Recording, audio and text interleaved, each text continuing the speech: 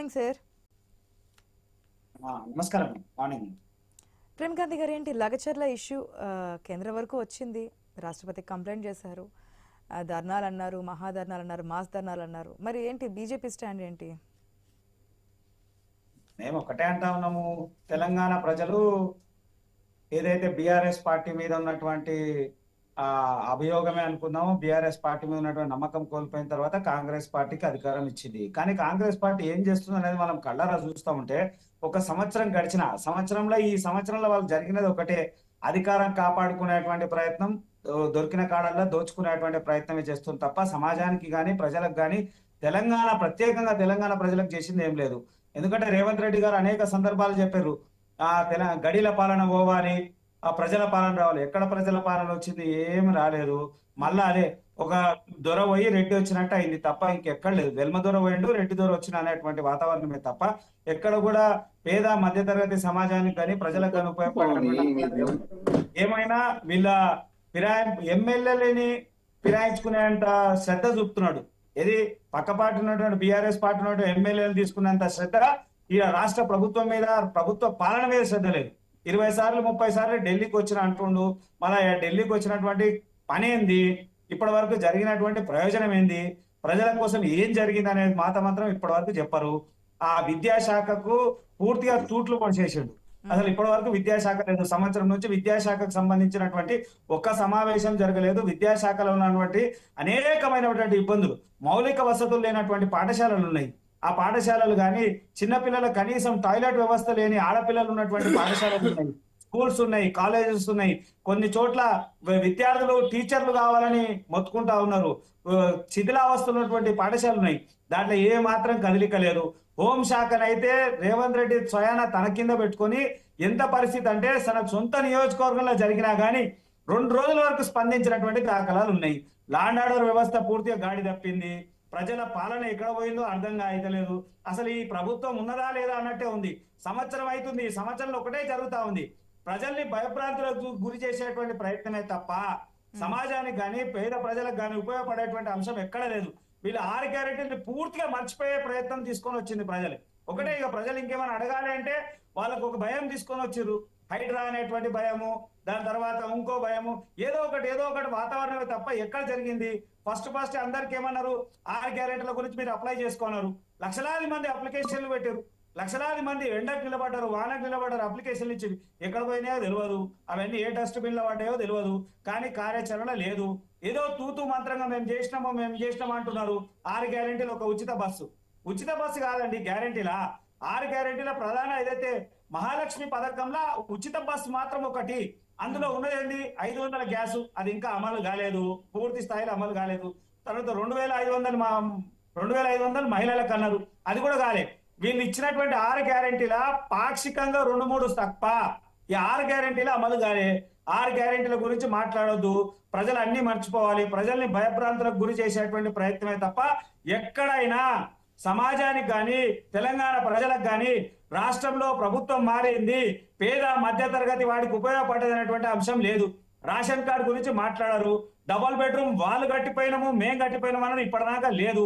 ఎప్పుడో 10 సంవత్సరాల కింద వాళ్ళ ప్రభుత్వం వచ్చినప్పుడు 5 లక్షలు ఇస్తున్నారు. ఇప్పుడు మళ్ళీ అదే 5 లక్షలు ఇస్తా అంటున్నారు. మళ్ళీ దానికి స్థలం ఉండాలంటారు.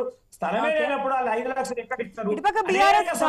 ముందుకెళ్తుంది కదా. మరి బీజేపీ గతంలో పాదయాత్రలని, మహాసంగ్రామ యాత్రలని ఈ విధంగా ప్రజల్లోకి వెళ్ళేవారు. మరి ఎందుకు బీజేపీ కొంచెం డౌన్ ఫాల్ లో, మన మూసీ విషయంలో మాత్రమే ఒక రోజు నిద్ర అంటూ చేసి వెళ్ళారు.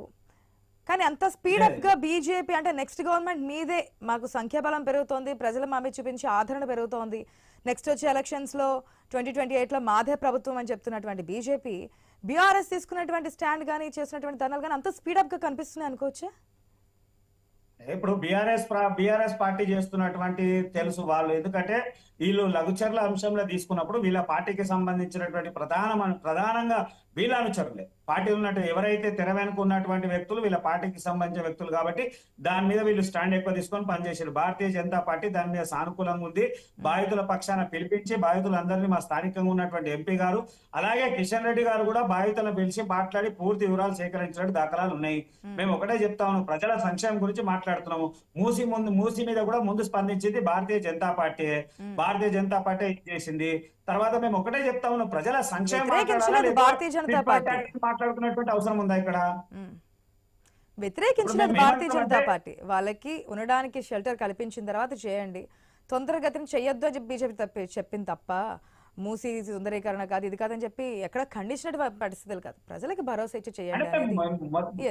ప్రత్యామ్నాయమైనటువంటి మార్గం ఏమన్నాము, ఏదైతే పేద మధ్యతరగతి 40 సంవత్సరాలు 50 సంవత్సరాల నుంచి కూడా మూసి పరివాహక ప్రాంతాలలో అనేక మంది వచ్చి సెటిల్ అయి ఉన్నారు. వీళ్ళందరికీ పూర్తి స్థాయి ఉపయోగం జరగాలి అంటే వాళ్ళని పునరావాసం కల్పించాలి. వాళ్ళకి తీసుకుపోయి డబుల్ బెడ్రూమ్ ఇల్లు ఇస్తారా, తర్వాత వాళ్ళకి ఉపాధి అవకాశాలు ఎట్లా కల్పిస్తారు, వాళ్ళ పిల్లల చదువు కోసం ఏం చేస్తారు, మౌలిక వసతులు అన్ని చేపించి వాళ్ళతో కూర్చొని మాట్లాడించాలి. కానీ దౌర్జన్యంగా రాత్రులు కూడగొట్టేటువంటి ప్రయత్నం చేయొద్దని చెప్పి భారతీయ జనతా పార్టీ తీసుకున్నటువంటి నిర్ణయానికి ఖచ్చితంగా ప్రభుత్వం కొంత వెనకడిగేసింది. వెనకడిగేసింది కాబట్టే కొంత మార్పు వచ్చింది. ఇప్పుడు మేము ఒకటే అంటా ఉన్నాము, సంక్షేమం గురించి మాట్లాడుతున్నాం తప్ప జరిగినటువంటి దాని మీద కొన్ని మాట్లాడి వీళ్ళు చేస్తున్నటువంటి దొంగ ధర్నాలు దొంగ దీక్షల గురించి తెలుసు. వీళ్ళ ప్రతిదాని వెనక వీళ్ళే ఉన్నారు. ఈ రెండు పార్టీలు కూడా ఏకమయ్యే ఉన్నాయి. ఎందుకంటే ప్రతి దాంట్లో తొమ్మినా బీఆర్ఎస్ పార్టీకి సంబంధించిన అనేక మంది బయటపడతారు. చాలా సందర్భాల్లో ముఖ్యమంత్రి అన్నాడు, ఇప్పుడున్నట్టు గత ముఖ్యమంత్రి అనేక సందర్భాల్లో రేవంత్ రెడ్డి మీద మాట్లాడినప్పుడు ఇదే రేవంత్ రెడ్డి అన్నాడు, మీతోని మీ కుటుంబంలో తిన్నటువంటి 1,00,000 కోట్లు కక్కిస్తాడు, ఇప్పటి వరకు ₹1 కక్కిలే. మళ్ళా ఫోన్ ట్యాపింగ్ కేసు అన్నాడు, దాని మీద మాట్లాడాడు.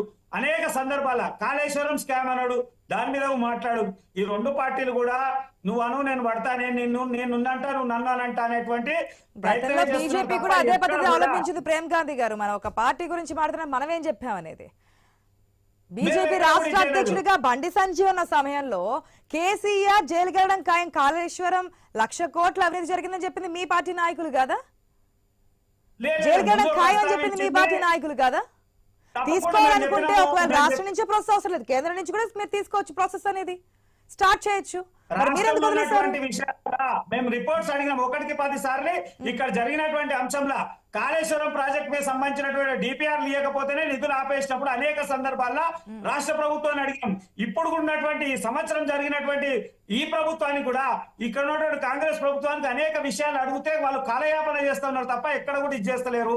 ఇక్కడ రాష్ట్రం తీసుకున్నటువంటి నిర్ణయాల్లో ముందు స్పందించేది భారతీయ జనతా పార్టీ కేంద్ర విషయంలో నిర్మోహమాటంగా స్పందించడానికి సిద్ధంగా ఉన్నాము. కానీ ఇక్కడ జరుగుతుంది ఏంది, కాలయాపన. ప్రజలని మొత్తం యూటర్న్ పాలిటిక్స్ చేస్తారు. ప్రజలు సంక్షేమం గురించి మాట్లాడద్దు, అనేక విషయాలు ఇది తప్ప ఇంకెక్కడ కూడా మాట్లాడే దాఖలా ఎన్ని రోజులు మభ్యపెట్టగలరు ప్రేమ్ గాంధీ గారు? ప్రజలకి తీర్పు ఇచ్చే అవకాశం ఉంటుంది కదా. ఒక 4 years 1 year ఆడి కంప్లీట్ అయిపోయింది, ఇంకా 4 years జమలీ కనుక రాకపోతే ప్రజా తీర్పు చూస్తాం కదా. కాంగ్రెస్ ఇచ్చినటువంటి హామీలు ఏదైతే ఉన్నాయో అవి అమలు చేయకపోతే ప్రజా తీర్పే మనం చూస్తాం. ఒక్క నిమిషం. ఎస్, శరణ్ కౌశిక్ యాదవ్ గారు, గుడ్ మార్నింగ్ అండి.